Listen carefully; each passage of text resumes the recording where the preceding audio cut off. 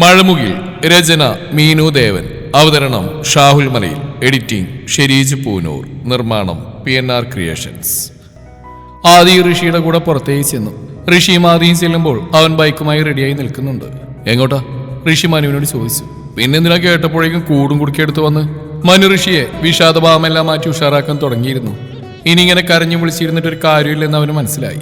ഉള്ളിലെ കുറ്റബോധം കൊണ്ട് ഋഷി തളർന്നിരിക്കുകയാണെന്ന് അവന് നന്നായിട്ട് അറിയാം. താൻ കൂടെ തളർന്നാൽ എല്ലാം കൈവിട്ടു പോകും. അതുകൊണ്ടാണ് രണ്ടും കൽപ്പിച്ചിറങ്ങി പുറപ്പെട്ടത്. താൻ കാരണം നഷ്ടപ്പെട്ട കൂട്ടുകാരന്റെ അല്ല കൂടപ്പിറപ്പിന്റെ ജീവിതത്തിനു വേണ്ടി. അതുകൊണ്ട് പഴയ സ്വഭാവം പൂർവാധികം ശക്തിയോടെ പുറത്തേക്കിടാൻ തുടങ്ങി. ദേഹം മനുഷ്യനിവിടെ നട്ടപ്രാന്ത് പിടിച്ചിരിക്കുമ്പോൾ ഒരുമാതിരി മറ്റേടത്ത് ഓർത്താൻ പറയത്. ഋഷിയുടെ ക്ഷമ നശിച്ചിരുന്നു. നട്ടപ്പാതിരിക്ക് എങ്ങോട്ടാ നിങ്ങളുടെ പ്ലാന്? ആദ്യം മനുവിനെയും ഋഷിനെയും മാറി മാറി നോക്കി. അങ്ങ് കർണാടകയിലേക്ക്, രാഹുൽ ദ്രാവിഡിന്റെ നാട്ടിലേക്ക്. എന്താ നിനക്ക് പിടിച്ചില്ലേ? എന്തിനാ നട്ടപ്പാതിരിക്ക് അങ്ങോട്ട് കെട്ടിയെടുക്കുന്നത്? നിങ്ങളുടെ അമ്മൂമ്മക്ക് പിണ്ടത്തൈലും വാങ്ങാനോ? അല്ലടാ, അടുത്ത കളിയിൽ സഞ്ജു സാംസനെ കളിപ്പിക്കണം എന്ന് പറയാൻ. മാറി നിൽക്കടാ വധൂരി അങ്ങോട്ട്. എന്തൊക്കെ അറിയണം കുരിപ്പിന്. ഋഷി നീ വന്ന് കയറിക്കേ, സമയം പോകുന്നു. എന്നാലും ചേച്ചിയെ കൊണ്ടുപോയിരിക്കുന്ന അവിടേക്കാണെന്ന് ഒരു ഉറപ്പില്ലാതെ നിങ്ങൾ അങ്ങോട്ട് പോയിട്ട് എന്തിനാ? ഒന്ന് അന്വേഷിച്ചിട്ട് പോരെ. ഇത്രയും സമയമായിട്ടല്ലേ ഉള്ളൂ. ചിലപ്പോൾ അവർ കേരളം വിട്ടില്ലെങ്കിലോ ഇവിടെ തന്നെ ഉണ്ടെങ്കിലോ? നിങ്ങൾ അവിടെ പോകുന്നത് ചിലപ്പോൾ മണ്ടത്തരാവും. കേരളത്തിൽ അവരുടെ കുഞ്ഞമ്മയുടെ മാപ്പിളിരിക്കുന്നു. ഇവിടുന്ന് പോവാതിരിക്കാൻ ചിലക്കാതെ പോടാ ചെക്ക. ഡാ ഞാനൊന്ന് ശ്രീരാഗിനെ വിളിക്കട്ടെ, നീ വെയിറ്റ് ചെയ്യ്. എടിവിടുന്ന് പോയിട്ട് അവളെങ്ങാൻ അവിടെ ഇല്ലെങ്കിൽ. ഋഷിക്കും ആദ്യം പറഞ്ഞപ്പോൾ അവൾ ബാംഗ്ലൂർ പോയോ അതോ കേരളത്തിൽ തന്നെ ഉണ്ടോ എന്നുള്ള കൺഫ്യൂഷൻ വന്നു. എന്റെ പൊന്നു ഋഷി, അതൊക്കെ പിന്നെ സംസാരിക്കാം. ഫ്ലൈറ്റിന് സമയമായി, ഇപ്പൊ തന്നെ ലേറ്റാ. നീ മണവാട്ടിയെ പോലെ കുണുങ്ങി നിൽക്കാതൊന്നും വരുന്നുണ്ടോ മനുവേട്ടാ? എന്നാലും ഒന്നുകൂടെ അന്വേഷിച്ചിട്ട്. പൊന്നുമോനെ ആദിക്കുട്ടാ, നട്ടപ്പാതിരിക്ക് ട്രാവൽസ് ഉറപ്പിച്ച് അവിടെ വായിലിരിക്കുന്ന തെറിങ്ങിട്ട് എടുപ്പിച്ച ടിക്കറ്റാ. സീറ്റിൽ ഈ വിമാനത്തിൽ നിലത്തിരുന്നെങ്കിലും പൊയ്ക്കളാന്ന് പറഞ്ഞ് കാലുപിടിച്ചപ്പോൾ കിട്ടിയതാ. കൊളാക്കിയിരുന്നു പ്ലീസ്. ആദിയോട് പറഞ്ഞ് പിന്നെ ഋഷിക്ക് നേരെ തിരിഞ്ഞു. ഋഷി നീ വരുന്നുണ്ടോ? ഇത് ബസ്സല്ല, ഫ്ലൈറ്റ് ആണ്. ഓടിച്ചെന്നാൽ കയറാൻ പറ്റില്ല. നേരത്തിനും കാലത്തിനും അവിടെ എത്തണം. ഈ പൊട്ടന്റെ വാക്ക് കിട്ടി ഇന്ന് സമയം കളയാതെ കയറടാ. ഋഷി കയറിയതും വണ്ടി നേരെ നെടുമ്പാശ്ശേരി ഡൊമസ്റ്റിക് എയർപോർട്ടിലേക്കാണ് പോയത്. വണ്ടി പാർക്ക് ചെയ്ത് അവർ അകത്തേക്ക് പോകാനായി നടന്നു. ചെക്ക് ഇൻ കഴിഞ്ഞ് ഫ്ലൈറ്റിൽ കയറിയ ശേഷമാണ് മനു ഒന്ന് ശ്വാസം വിട്ടത്. ഇനിയെങ്കിലൊന്ന് പറയാവോ എന്താ പ്ലാനെന്ന്? അങ്ങനെ മര്യാദക്ക് ചോദിക്കുക, അല്ലാതെ ഒരുമാതിരി കരഞ്ഞു പിഴിഞ്ഞ് വീട്ടിലിരിക്കരുത്. ഞാൻ ശ്രീയെ വിളിച്ച് അന്വേഷിച്ചപ്പോൾ അവരവിടെ ലാൻഡ് ചെയ്തിട്ടുണ്ട്. അതായത് അവർ വെൽ പ്ലാൻഡ് ആയിരുന്നു.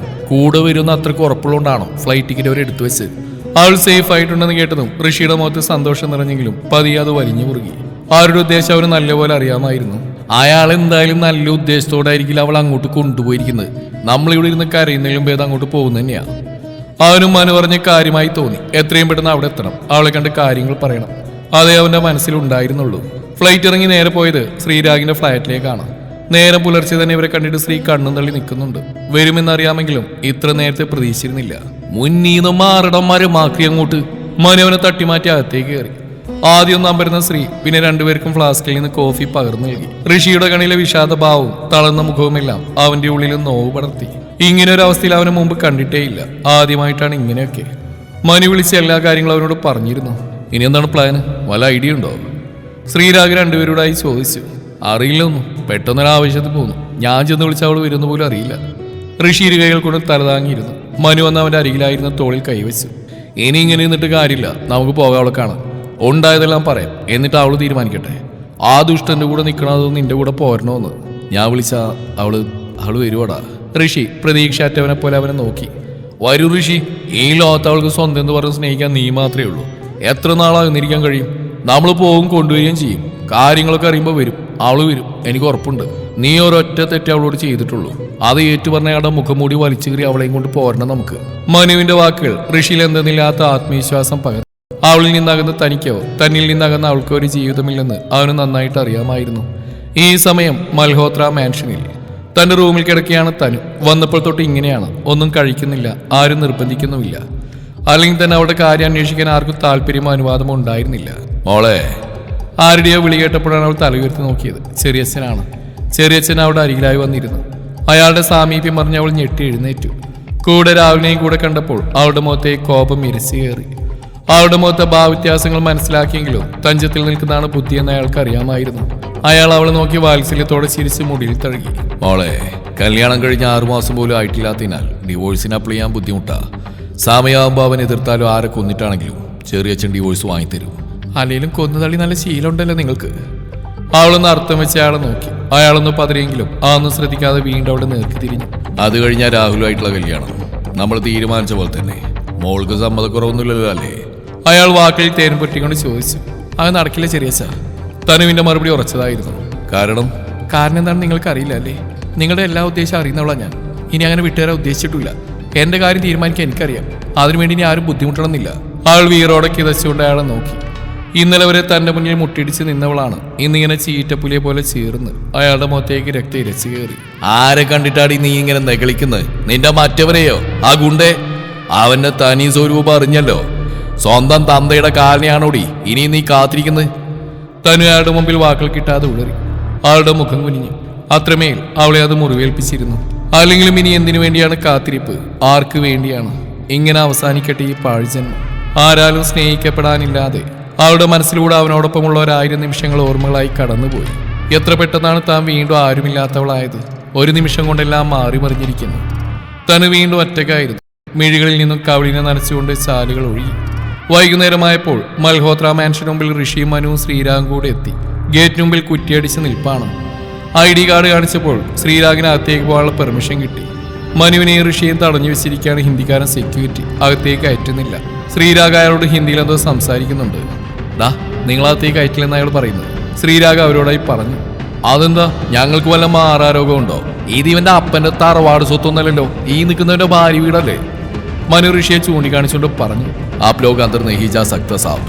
സെക്യൂരിറ്റി ഉറഞ്ഞു വിളുന്ന മനുവിനെ നോക്കി പറഞ്ഞു. മര്യാദക്കല്ലെങ്കിൽ നിന്റെ ആപ്പ് ഞാൻ അടിച്ചിളക്കും. അപ്പം നിനക്ക് അന്തവും കുന്തമൊക്കെ വന്നോളും. അവനെ അയാൾക്ക് നേരെ ചാടി. ശ്രീ, എനിക്ക് ഇവനെ തീരെ പിടിക്കണില്ല കേട്ടോ. ഇവനെ ഇന്നലെ പറഞ്ഞോണ്ട് ഋഷി കള്ള ബംഗാളി. മനു സെക്യൂരിറ്റി ഒരുമാതിരി നോട്ടം നോക്കിക്കൊണ്ട് പറഞ്ഞു. മേ ബംഗാളി നെയ്യേ സാബ്, മണിപ്പൂരി ഹേ. മണിപ്പൂരിയായാലും ബോൽപൂരിയായാലും ഞങ്ങൾ മലയാളികൾക്കെല്ലാം ബംഗാളികളാ. മര്യാദക്ക് അകത്തേക്ക് വിടുന്നുണ്ടോ? ക്യാ? അയാൾ ഇവനിത് എന്ത് തേങ്ങയാണ് ഈ പറയുന്നതെന്നറിയാതെ വായും പൊളിച്ച് നോക്കുന്നുണ്ട്. ഋഷി, നമുക്ക് ഹിന്ദി അറിയാൻ പാടില്ല. നീ മറുനാടൻ ബംഗാളിയോട് പറഞ്ഞോടാ. എനിക്ക് അങ്ങോട്ട് പെരുത്തി വരുന്നുണ്ട്. അവരുടെ മോന്തണ്ടില്ലേ, അണ്ണാ ചപ്പിയ കോമാങ്ങ പോലെ. ഋഷി സെക്യൂരിറ്റിയോട് സംസാരിക്കാൻ പോകുമ്പോഴേക്കും അയാളുടെ വയർലെസ് ഫോണിലേക്ക് ഒരു കോൾ വന്നിരുന്നു. അതിനുശേഷം അയാൾ ഹിന്ദിയിൽ ശ്രീരാഗിനോട് എന്തോ പറയുന്നത് കേട്ടു. എന്താടാ? ഋഷി അവനോട് ചോദിച്ചു. നമ്മളകത്തേക്ക് കയറ്റി വിടാൻ പറഞ്ഞു അവന്റെ മുതലാളി. അതവിടെ ആ പരട്ട ചെറിയച്ഛനാവും. ഋഷി രോഷം കൊണ്ട് വിറച്ചു. ആരായാലും എന്താ, അകത്തേക്ക് കയറിയ പോരെ? നീ അങ്ങ് കേരളത്തിലോട്ട് വാട്ടോ കള്ള ബംഗാളി, നിന്നെ എടുത്തോളാം. സെക്യൂരിറ്റിയുടെ താടിക്കിട്ടൊരു കൊട്ടും കൊടുത്ത് മനു അകത്തേക്ക് നടന്നു. കൂടെ ബാക്കിയുള്ളവരും. എന്താടാ ഇത്, മൈസൂർ പാലസോ? മനു വീട് കണ്ട് കണ്ണു തള്ളി അവരോട് ചോദിച്ചു. അന്ന് വന്നപ്പോൾ പന്തലിട്ടുകാരൻ ഇത്രയ്ക്കും വ്യൂ കിട്ടിയിരുന്നില്ല. നടക്കങ്ങോട്ട്. മനുഷ്യൻ വാലിൽ തീ പിടിച്ചിരിക്കുമ്പോഴാ അവരും. ഋഷി ദേഷ്യപ്പെട്ട അകത്തേക്ക് കടന്നു. Welcome mister Rishabh Mahendran. എന്താ ലേറ്റായതെന്ന് ആലോചിക്കുകയായിരുന്നു. അകത്തേക്ക് കയറി അവരെ ചെറിയച്ഛൻ വെൽക്കം ചെയ്യുമ്പോഴും അവന്റെ കണ്ണിൽ രാവിലെ തറഞ്ഞു നിന്നു. അവന്റെ മുഖത്തേക്ക് ദേഷ്യം ഇരച്ചു കയറുന്നുണ്ടായിരുന്നു. കൈമുഷ്ടികൾ ചുരുട്ടി കുറുകിയ കണ്ണുകളോട് അവൻ രാഹുലിനെ നോക്കി. പിന്നെ ചെറിയച്ഛനെ നേർക്ക് തിരിഞ്ഞു. ഞാൻ നിങ്ങളുമായിട്ട് സംസാരിക്കാനല്ല വന്ന്. അവളെ വിളിക്ക്. അങ്ങനെ നിനക്ക് വന്ന് തോന്നുമ്പോൾ വിളിക്കാനും കാണാനും ഉള്ളതല്ലല്ലോ അവള്. മോ വന്ന വഴിയെ തിരിച്ചു പോയാട്ടെ. ഞാൻ വന്ന എന്റെ ഭാര്യയെ കാണാനാ. അതിന് തന്റെ ഔദാര്യം എനിക്ക് വേണ്ട. മോനെ, ഇത് നിന്റെ കൊച്ചിയല്ല, ബാംഗ്ലൂരാ. വന്ന പോലെ തിരിച്ചു പോവില്ല. ഇരുചെവി അറിയാതെ കൊന്നു തള്ളും മൂന്നിനെയും. അറിയാലോ? അറിയാടോ, എല്ലാം അറിഞ്ഞിട്ട് തന്നെയാ വന്ന്. ഋഷി വന്നിട്ടുണ്ടെങ്കിൽ അതേപോലെ തിരിച്ചു പോകാൻ അറിയാം. പക്ഷേ കൂടെ അവളും കാണുന്നു മാത്രം. എന്നാ പിന്നെ അങ്ങനെ ആവട്ടെ. നീ വിളിച്ച അവള് വരുന്നുണ്ടെങ്കിൽ നീ കൊണ്ടുപോയിക്കോ. ഒരാളും തടയില്ല. മറിച്ചാണേൽ. അയാളുടെ ചുണ്ടിൽ അവന് വേണ്ടി ഒരു പൂച്ചച്ചിരി വിരിഞ്ഞു. അവനെ നോക്കിയൊന്ന് ചെറിയൊട്ടി അയാൾ മേടിനെ തനുവിനെ വിളിക്കാൻ മുകളിലേക്ക് വിട്ടു. തന്റെ നെഞ്ചിടിപ്പ് കൂടുന്ന ശ്വാസതാളം മാറുന്ന അവൻ അറിഞ്ഞു. നെറ്റിയിൽ വിയർപ്പ് കൂടിയുന്നു. തന്റെ പ്രാണന്റെ സാമീപ്യം തിരിച്ചറിയുന്നതാണോ ഹൃദയം പോലും? അവന്റെ മിഴികൾ അവൾക്ക് വേണ്ടി പരതി. മുകളിൽ നിന്ന് തനു വരുന്ന കണ്ടത് അവന്റെ കാലുകൾ സ്റ്റെപ്പിന് നേർക്ക് അറിയാതെ ചലിച്ചു.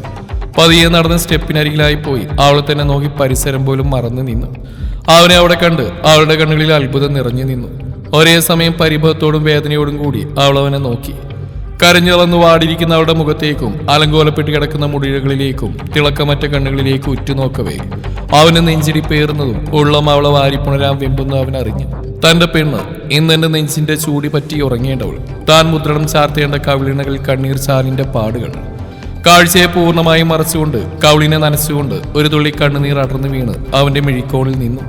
അവനെയും നോക്കി കാണുകയായിരുന്നു അവൾ. ഒരു രാത്രി കൊണ്ട് ഒരാൾ ഇങ്ങനെ മാറുമോ? അലസമായിട്ട വസ്ത്രങ്ങളും ചീകി ഒതുക്കാതെ വെച്ചിരിക്കുന്ന മുടിയഴകളും കുഴിഞ്ഞിരിക്കുന്ന മിഴികളും വാടിത്തളർന്ന പോലെയുള്ള ഭാവവും അവന്റെ മനസ്സിലെ വ്യഥയെ എടുത്തു കാണിക്കുന്നുണ്ടായിരുന്നു. ഒരു വേള നോട്ട് അവനിൽ തറഞ്ഞിരുന്നെങ്കിലും നെഞ്ചൊന്ന് വിങ്ങിയെങ്കിലും കൺകോണിൽ നിന്ന് അടരാനായ കണ്ണുനീർ തുള്ളിയെ ആരോടോ ഉള്ള വാശിക്ക് പിടിച്ചിർത്തി മുഖത്ത് നിർവികാര ഭാവത്തോടെ നടന്നു വന്ന് അവന് മുമ്പിലായി അവളും നിന്നു. തനു മോളെ. തൻ്റെ അടുത്ത് അവൾ വന്നിന്നും അവൻ അലിവോടെ വിളിച്ചു. കത്തുന്നൊരു നോട്ടമായിരുന്നതിനുള്ള മറുപടി. അന്ന് പറഞ്ഞാൽ കൂടുതലായിട്ടൊന്നും എനിക്ക് പറയാനില്ല. ഇത് കേൾക്കാനായിട്ട് ഋഷഭ് മഹേന്ദ്ര ഇവിടെ വരെ വന്ന് ബുദ്ധിമുട്ടുണ്ടായിരുന്നു. അവളുടെ ഉറച്ച വാക്കുകൾ അവനെ നടക്കം സൃഷ്ടിച്ചെങ്കിലും ഒരവസാന ശ്രമം എന്നെണ്ണം അവൻ അവിടെ മുമ്പിൽ നിറകണ്ണുകളോടെ നിന്നു. തനു മോളെ, ഞാൻ പറയുന്നത് കേൾക്കടി, ഒരൊറ്റ പ്രാവശ്യം, എന്നിട്ട് ഞാൻ പോയിക്കോളാം. വേണ്ടാന്ന് പറഞ്ഞില്ലേ? എനിക്കറിയാനുള്ളതെല്ലാം ഞാൻ അറിഞ്ഞു. അത് നിങ്ങളുടെ നാവിൽ നിന്ന് തന്നെ. അതിൽ കൂടുതൽ ഇനി എന്താ പറയാനുള്ള ഋഷിയേട്ടന്? ദേഷ്യത്തിലാണെങ്കിലും അവൾ ഋഷിയേട്ടായെന്നൊന്ന് വിളിച്ചല്ലോ. അത്രയും ആശ്വാസം അവന്റെ മുഖത്ത് തെളിഞ്ഞു കണ്ടു. അതും പറഞ്ഞ് തിരിഞ്ഞു പോകാൻ പോയ അവളെ അവൻ ബലമായി പിടിച്ചിർത്തി. തെറ്റാണ്, നിന്നോടെല്ലാം തുറന്നു പറയാത്ത ഞാൻ ചെയ്ത ഏറ്റവും വലിയ തെറ്റാണ്. ക്ഷമിക്കണമെന്ന് പറയാൻ കൂടി അർഹത എനിക്കില്ല. പക്ഷേ ഒരിക്കലെങ്കിലും നീ എന്നൊന്ന് കേൾക്കണം, അത് മാത്രം മതി എനിക്ക്. വേണ്ട, അറിയാനുള്ളതൊക്കെ അറിഞ്ഞു. പറയാനുള്ള ഋഷിയേട്ടനും പറഞ്ഞു. ഇനി ഈ ബന്ധത്തിന്റെ പേരും പറഞ്ഞ് ഇവിടേക്ക് വരരുത്. അത്രയെങ്കിലും കരുണ എന്നോട് കാണിക്കണം. ആരില്ലാത്ത നിസ്സഹായ ഒരു പാമ്പിണിന്റെ അപേക്ഷയായി കാണണം. നിറകണ്ണുകളോടെ അവനെ ഒന്ന് മുഖമുയർത്തി പോലും നോക്കാതെ അവൾ അവന് നേരെ കൈകൂപ്പി. തളർന്നതെങ്കിലും ഉറച്ചതായിരുന്നു അവളുടെ വാക്കുകൾ. പിന്നെ എന്നതിൻ്റെ ഉദ്ദേശം? താലി കിട്ടിയില്ലെന്നല്ലേ ഉള്ളൂ, നെറുകയിൽ സിന്ദൂരം ചാർത്തിയിട്ടില്ലെന്നേ ഉള്ളൂ. എൻ്റെ പെണ്ണാണ്, വിട്ടളയാൻ പറ്റില്ല എനിക്ക്. നീല ഞാൻ മരിച്ചു പോകും പോലെ തോന്നുന്നു. ശ്വാസം മുട്ടുക, നെഞ്ച് പിടക്കുക. തനു, എനിക്ക് പറ്റില്ല നീയില്ലാതെ. അവനവിടെ ഇരു തോളിലും പിടിച്ച് ശക്തമായി ഉലച്ചു. അവന്റെ സ്പർശനവും പറഞ്ഞ ഓരോ വാക്കുകളും അവളെ അത്രയേറെ തളർത്തിയിരുന്നു. ഈ ലോകത്ത് തനിക്ക് സ്നേഹിക്കാനും തന്നെ സ്നേഹിക്കാനും ആകെയുള്ള ഒരാളാണ് തൻ്റെ പ്രാണനാണ്. ഇതിലും എത്രയോ ഇരട്ടി ഞാൻ വേദനിക്കുന്നുണ്ടെന്ന് ഉറക്കെ അലറണമെന്ന് അവൾക്ക് തോന്നി. ആ നെഞ്ചിൽ വീണ് തൻ്റെ സങ്കടം തീരെ കരയണമെന്ന് ആശിച്ചു പോകുന്നു. പക്ഷെ അതിൽ നിന്നൊക്കെ തടയുന്ന ഒരു വലിയ കാരണം മുന്നിൽ നിൽക്കുമ്പോൾ കഴിയുന്നില്ല. അവനിലേക്ക് അലിയാൻ പോകുന്ന മനസ്സിനെ പിടിച്ചു കിട്ടിയ പോലെ നിർത്തുന്നു. ഇത് ഇവിടം കൊണ്ട് അവസാനിപ്പിക്കണമെന്ന് അവൾക്ക് തോന്നി. ഈ വേദന, വിരഹം എല്ലാം അവസാനിക്കട്ടെ, നശിക്കട്ടെ ഈ ജന്മം. എന്തോ ആലോചിച്ച് തീരുമാനിച്ച് കണ്ണുകൾ അമർത്തി തുടച്ച് ഋഷിയുടെ പിടിപിടിവിച്ച് അവനെ നോക്കി പുഞ്ചിരിച്ച് നേരെ പോയി ചെറിയച്ഛൻ്റെ മുന്നിലായി നിന്നു. നേരത്തെ പറഞ്ഞില്ലേ രാഹുലായിട്ടുള്ള കല്യാണം, അതിനെനിക്ക് സമ്മതമാണ്. അവളുടെ വാക്കുകൾ അയാളുടെ ചുണ്ടിന്റെ കോണിൽ വിജയത്തിന്റെ ചിരിവിരിക്കവേ അവന്റെ കാതുകളിൽ ഒരു ഇടിമുഴക്കം പോലെ അത് വന്ന് മുഴങ്ങി. നടുക്കത്തോടെ അവൻ അവളെ ഉറ്റു നോക്കി. തനുവിന്റെ വാക്കുകൾ കേട്ടതും ഋഷി ഒരു കൊടുങ്കാറ്റ് പോലെ അവിടെ നേർക്ക് ചെന്നു. എന്താ നീ പറഞ്ഞ്? അവൻ അവരുടെ തോളിൽ ഇരുകൈകൾ കൊണ്ടും പിടിച്ചു വിലച്ചു. കണ്ണുകളിൽ ദേഷ്യം ഇരമ്പി. ഞാൻ പറഞ്ഞ എന്താന്നുള്ള ഋഷിയേട്ടൻ കേട്ടില്ലേ? അവൾ അവന്റെ മുഖത്ത് നോക്കാതെ പറഞ്ഞു. മുഖത്തേക്ക് നോക്കി ആദ്യം, എന്നിട്ട് നീ പറ. അവനവളുടെ മുഖം ബലമായി പിടിച്ച് അവന് നേരെ തിരിച്ചു. അവൾ പതിയെ കണ്ണുകളുയർത്തി അവനെ നോക്കി. നിറഞ്ഞിരിക്കുന്ന അവന്റെ മിഴികൾ അവളുടെ ഹൃദയത്തിൽ ആഴത്തിൽ മുറിവേൽപ്പിച്ചുവെങ്കിലും തന്നെ നിറഞ്ഞു വരുന്ന കണ്ണുകൾ അവനിൽ നിന്നും മറച്ചു പിടിച്ചുകൊണ്ട് അവൾ നിന്നു. തനു, നീ ആലോചിക്കാതെ വെറുതെ ഓരോന്നും. അവൻ എന്താണ് പറയേണ്ടതെന്നോ ചെയ്യേണ്ടതെന്നോ അറിയാതെ വാക്കുകൾ ഇടറിക്കൊണ്ടേയിരുന്നു. നന്നായിട്ട് ആലോചിച്ചെടുത്ത തീരുമാനം ഋഷിയേട്ടാ. നിനക്കതിന് കഴിയോ തനു? അവൻ ഇടറിയ ശബ്ദത്തോടെ ചോദിച്ചു. അവളുടെ ശബ്ദം ഉറച്ചതായിരുന്നു. മോളെ, നീ സത്യങ്ങൾ മനസ്സിലാക്കാതെയാ സംസാരിക്കുന്നത്. ഞാൻ പറയുന്നത് കേൾക്കണ്ട, കുഴപ്പമില്ല. എന്നെ സ്നേഹിക്കാനോ എന്നോട് ക്ഷമിക്കാനോ എൻ്റെ കൂടെ വരാനോ ഒന്നും ഞാൻ പറയുന്നില്ല. ഇനി നിന്റെ കൺമുമ്പിൽ പോലും ഞാൻ വരില്ല. പക്ഷെ സ്വന്തം ജീവിതം നീയായിട്ട് നശിപ്പിക്കരുത്. ഇവനെ പോലൊരുത്തിന് ഞാൻ സമ്മതിക്കില്ല. അതിന് നശിച്ച ജന്മ ഋഷിയേട്ടാ. സ്നേഹിക്കുന്നവരെല്ലാം നഷ്ടപ്പെട്ടിട്ടേ ഉള്ളൂ. അതിൻ്റെ കണക്കിൽ ഒന്നുകൂടി അത്രേ കരുതുന്നുള്ളൂ ഞാൻ. ഇതെൻ്റെ തീരുമാനം. ഞാൻ പറയുന്നൊന്ന് അവൾക്ക് പറയാനുള്ള അവള് പറഞ്ഞു കഴിഞ്ഞു. ഇനിയും നാണം കെട്ട് നിൽക്കണോ? ഇറങ്ങി പൊക്കൂടെ ഋഷഭ് മഹേന്ദ്രന്.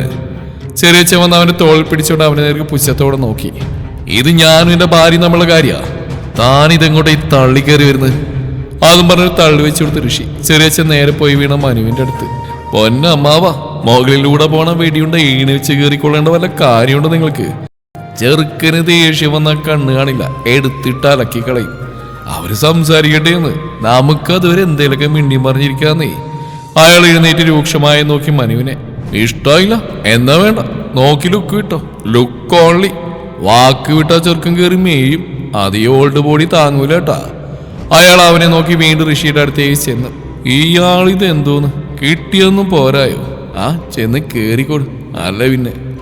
അവനെ അയാളുടെ പോക്ക് നോക്കി ഇന്ന് പിറിവിറുത്തു. ഞാൻ നിന്റെ ജീവിതത്തിൽ നിന്ന് ഒഴിഞ്ഞേറാൻ വേണ്ടിയാണോ നീ ഇങ്ങനെയൊക്കെ ചെയ്തു കൂട്ടുന്നത്? ഞാൻ പറഞ്ഞല്ലോ, നിന്റെ കൺമുമ്പിൽ പോലും വരില്ല. പിന്നെ എന്തിനാ ഇങ്ങനെ സ്വന്തം ജീവൻ നശിപ്പിക്കുന്നത്? നിങ്ങളെ സ്നേഹിച്ചതിനും വിശ്വസിച്ചതിനും ഞാൻ എനിക്ക് തന്നെ വിധിക്കുന്ന ശിക്ഷയാണിത്. ആരെന്തൊക്കെ പറഞ്ഞാലും അതിന് മാറ്റം ഉണ്ടാകാൻ പോകുന്നില്ല.